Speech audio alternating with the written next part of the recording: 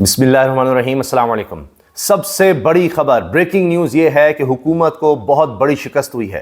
काजी फाइज ईसा साहब को बहुत बड़ी शिकस्त हुई है। सारे का सारा प्लान चौपट हो गया है, क्योंकि जिस तरह मिल बैठकर ये फैसला किया गया था कि एक इंक्वायरी कमीशन बनाया जाएगा, वो अब प्लान फेल हो गया है, क्योंकि खुद सुप्रीम कोर्ट को आज खुद नोटिस लेना पड़ गया है। ये बहुत बड़ी खबर है। जजेस का मामला अब सुप्रीम कोर्ट खुद देखेगी। इससे पहले बहुत ज़्यादा तनकीद हो रही थी कि ये किस तरह से सारा कुछ एग्जीक्यूटिव के हुकूमत के सुपुर्द कर दिया गया और 6 जजेस को जो है वो तो हुकूमत के रहम करम पर छोड़ दिया गया। क्या उनको ये कोई सजा दी जा रही है कि किस तरह उन्होंने खत लिखा कि उनको डराने धमकाने की क्या क्या साजिशें, क्या क्या हरकतें होती रहीं। अब जनाब हुआ यह है कि तसद्दुक जिलानी साहब, जो कि कमीशन के मेंबर बनाए गए थे, साबिक चीफ जस्टिस, उन्होंने खुद ही इससे माजरत कर ली है। और ये खबर के अंदर असल खबर है वो इसलिए कि एक तरफ ये इंप्रेशन दिया गया कि जी चीफ जस्टिस ने, काजी फैसल साहब ने इस पर आज खुद नोटिस ले लिया है। उस पर भी कहानियां सामने आ रही हैं कि नहीं, ये तो 2 जजेस, यानी जो कमेटी है आज खुद नोटिस लेने का जिसने फैसला करना है, उसमें 2 जजेस मंसूर अली शाह साहब और जस्टिस मुनीब अख्तर, इन दोनों ने मेजॉरिटी से कहा और फिर काजी साहब को इससे एग्री करना पड़ा। वो आज खुद नोटिस नहीं लेना चाहते थे। ये मोहम्मद इशफाक साहब की खबर है, सीनियर कोर्ट रिपोर्टर हैं, उन्होंने खबर दी है। और बजाय ये इसलिए दुरुस्त भी लगती है क्योंकि अगर काजी साहब ने नोटिस ही लेना होता तो पहले फिर कमीशन की तरफ क्यों जाते। खुद उन्होंने बुलाया, शहबाज शरीफ को, वज़ीर आज़म को बुलाया और उनसे बैठकर मीटिंग की और उसके बाद जनाब ये कमीशन का ऐलान हो जाता है, जिस पर वज़ीर क़ानून आज़म नज़ीर तारड़ जो है वो ये कहते हैं कि कमीशन मिसकंडक्ट का भी देख सकता है। अंदाज़ा लगाइए कितनी ये खौफनाक स्टेटमेंट थी कि जजेस के खिलाफ मिसकंडक्ट के मामले कमीशन देख सकता है। उसके बाद हमने देखा कि 300 वकला का खत सामने आया, जिसमें तसद्दुक जिलानी साहब के बेटे भी शामिल थे। और उसके बाद अब तसद्दुक जिलानी साहब को आखिरकार इससे पीछे हटना पड़ा। पहले उनका लेटर आया है तसद्दुक जिलानी साहब का कि जी मैं नहीं ये काम कर सकता, और वो मैंने लेटर पूरा पढ़ा है। उसमें जो अंदर कहानी है वो बहुत ही दिलचस्प है, जिसकी वजह से उन्होंने कहा जी मैं रिक्यूज कर रहा हूं, मैं पीछे हट रहा हूं, मैं इस कमीशन का मेंबर नहीं बन सकता। और फिर हुकूमत को ज़ाहिर है इतनी सुबकी हुई, और चीफ जस्टिस काजी फैसल साहब के लिए भी, कि हमने तो जी कमीशन बनवा दिया था, तो अब वो कमीशन का जो मेंबर बनाया वही पीछे हट गया, जिनकी बड़ी तारीफें की गई हुकूमत की तरफ से, जी बड़े अपराइट हैं, फलां हैं। वो कितने अपराइट क्या क्या थे, वो फिर वो चीज़ें भी खुलने लगी। मतीउर जान साहब ने बताया कि जी उन्होंने तो मुलाजमीन की सोसाइटी में प्लॉट नहीं छोड़े, अपनी और अहलिया के नाम वहाँ पर भी प्लॉट करवाए। फिर किस्मत खान साहब बड़े ज़बरदस्त रिसर्चर हैं, उन्होंने बताया कि जी नवाज शरीफ को, शरीफ खानदान को कब कब किस किस तरह किस किस केस से ये लोग बरी करते रहे। अच्छा, अब बात यह है कि 7 रुकनी बेंच बना दिया गया है। बुध को यह समाअत करेगा। 7 रुकनी सुप्रीम कोर्ट का लार्जर बेंच ये 184(3) के तहत, सू मोटो पावर्स के तहत इसकी समाअत करेगा। और उसमें देखा जाएगा ये जो 6 जजेस ने जो बातें की हैं वो किस किस के खिलाफ हैं, क्या क्या किस वक्त हुआ, और उसके बारे में क्या करना चाहिए, क्या मैकेनिज्म तय होना चाहिए कि अगर जजेस को इस तरह से कोई धमकाया जाता है।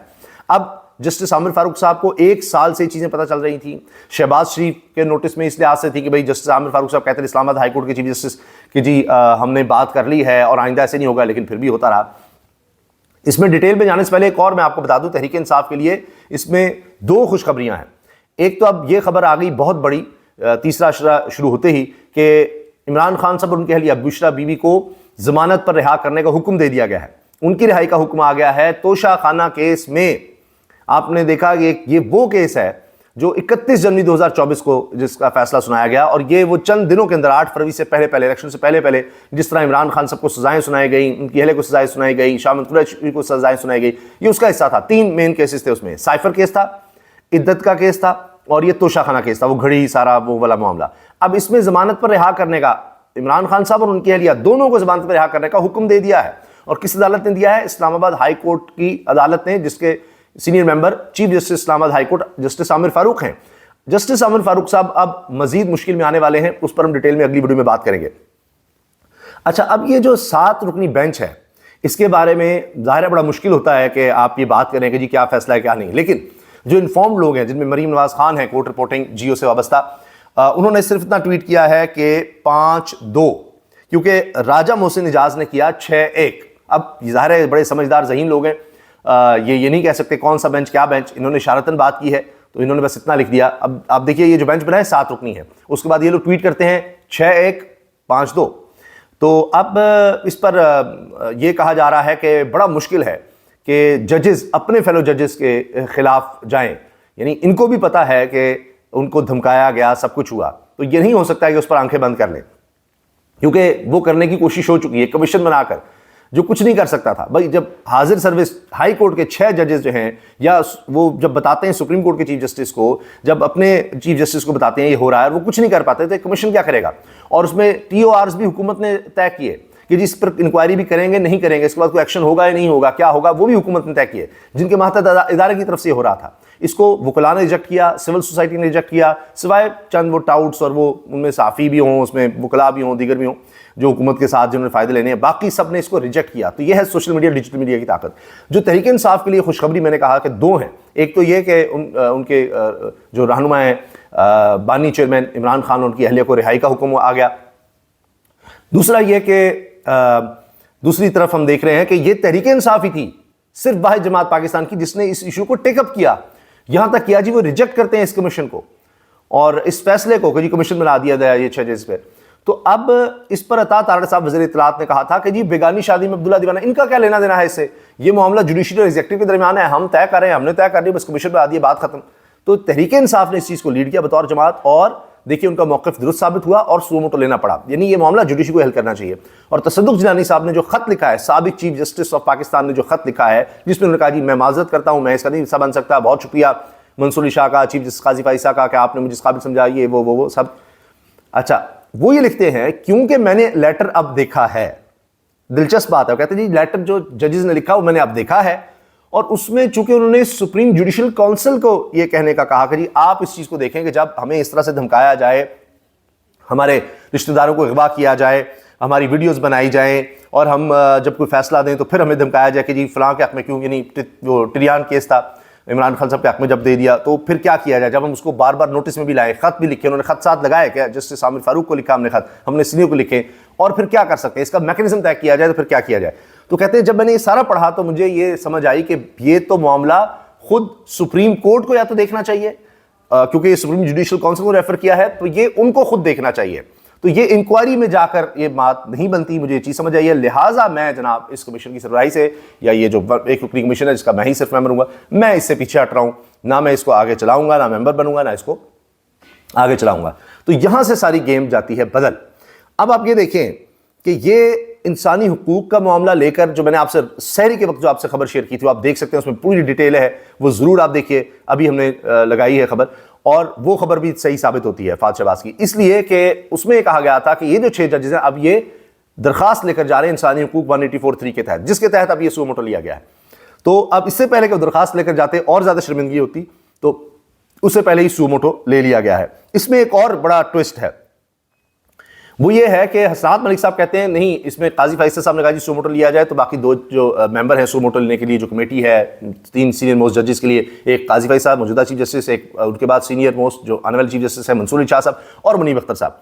तो ये काजी फाइज़ साहब ने कहा सुओ मोटो लेते हैं, और उन दोनों ने एग्री किया। लेकिन मैं इशफाक साहब की खबर आपको बता चुका हूँ, काजी साहब नहीं चाहते थे, दूसरे दोनों ने मेजॉरिटी फैसला किया, और फिर ये 7 रुकनी बेंच बना दिया गया है। अब इस 7 रुकनी बेंच की जो कॉन्स्टिट्यूशन है, इसमें इन जिस तरह से बना है, ये भी बड़ा इंटरेस्टिंग है। जिस तरह मैंने आपको बताया, कोई कह रहे हैं 6-1 से, कोई कह रहा है 5-2 से। बहरहाल अब ये नजर आ रहा है कि इसमें एग्जीक्यूटिव फंस गया है। अब ये चीज चलेगी, अब ये चीज सामने आएगी, क्योंकि ये तो कर चुके थे जो करना था, इंक्वायरी और मिट्टी डाल, नहीं जनाब, वो मिट्टी साइड पर की गई है और इशू अब खड़ा हो गया है, और अब ये इशू चलेगा। और अब ये शहबाज शरीफ साहब के लिए, उनकी गवर्नमेंट के लिए, PDM 2 के लिए, जो जो इस हुकूमत में शामिल है, जो जो इसकी सपोर्ट कर रहा है, उन सब के लिए आप देखिएगा कि ये एक बहुत बड़ी शर्मिंदगी, शिकस्त, रुसवाई होने वाली है। आपने पहले ही देख लिया किस किस तरह से तनकीद हुई, जो साफ़ी चीज़ें सामने लेकर आए कि ये कितना बड़ा ब्लंडर है, कितना बड़ा ये मामला है, क्योंकि सारा कुछ इसलिए किया गया, यानी इस पर कमीशन इसलिए बना दिया गया क्योंकि अगर ये सुओ मोटो इस तरह से लिया जाता, जो अब लिया जा रहा है, चीज़ें खुलकर सामने आती हैं, सारी चीज़ें खुल जानी हैं, तो फिर इमरान खान साहब के बयानिए की जीत हो जाएगी कि जी धांधली हुई, ये सब फ्रॉड था, प्रेशर था। और एक और बात कीजिए, हमाद अज़द साहब जो हैं वो पेशावर हाई कोर्ट पहुंच गए रिलीफ लेने के लिए। जब से वो रूपोशते पहली दफ़ा जनाब वो मंजर आम पर सामने आए हैं, और लाहौर हाई कोर्ट के बाहर भी रैली निकाली गई है इमरान खान साहब की रिहाई के लिए। तो ये अब काम शुरू हो चुका है, और अभी ईद के बाद ये तेज़ होगा। लेकिन अब तक की जो सबसे बड़ी डेवलपमेंट है वो यही है सुओ मोटो केस, और इसके बारे में मैं आपको एग्जैक्ट इसकी टाइमिंग भी बता देता हूँ, क्योंकि ये इस वक्त सबसे बड़ी खबर बनी हुई है। और इसमें सब लोग ये डिस्कस कर रहे हैं कि जी जजेस क्या है, क्या इसमें फ़ैसला आएगा, सबकी नज़र इस पर लगी होंगी। और ये जनाब 11:30 बजे बुध के रोज़ 11:30 बजे इसकी पहली हेयरिंग होगी। इसमें चीफ जस्टिस काजी फाइज साहब, मंसूर अली शाह, याह्या अफरीदी, जमाल मंदोखेल, अतर मिनल्ला, मुसरत हिलाली और नईम अख्तर अफगान इसमें शामिल हैं इस बेंच में। और अतर मिनल्ला साहब के हवाले से कहा जाता है जब वो चीफ जस्टिस थे इसी तरह की किसी ने शिकायत की थी तो फिर एक बंदे को हटा दिया गया था कि भाई इसी तरह को उसने रब्ता करने की कोशिश की या धमकाने की कोशिश की, तो ये सारा मामला उस वक्त हुआ। और अब ये जनाब हसनात मलिक साहब ने तो ट्वीट भी कर दिया है कि Sunni Ittehad council PTI challenge the denial of deserved seats in Supreme Court through Faisal Siddiqui advocate. और ये जनाब अब मामला यानी PTI ने जो रिजर्व सीट्स उनको नहीं दी गई ये वो ले गए हैं फैसल सिद्दीकी एडवोकेट की वसातत से सुप्रीम कोर्ट में एक दरखास्त भी दायर कर दी है, तो इस मामले को भी वो आगे लेकर जा रहे हैं। अपनी राय का इज़हार कमेंट सेक्शन में जरूर कीजिएगा। अल्लाह हाफ़िज़।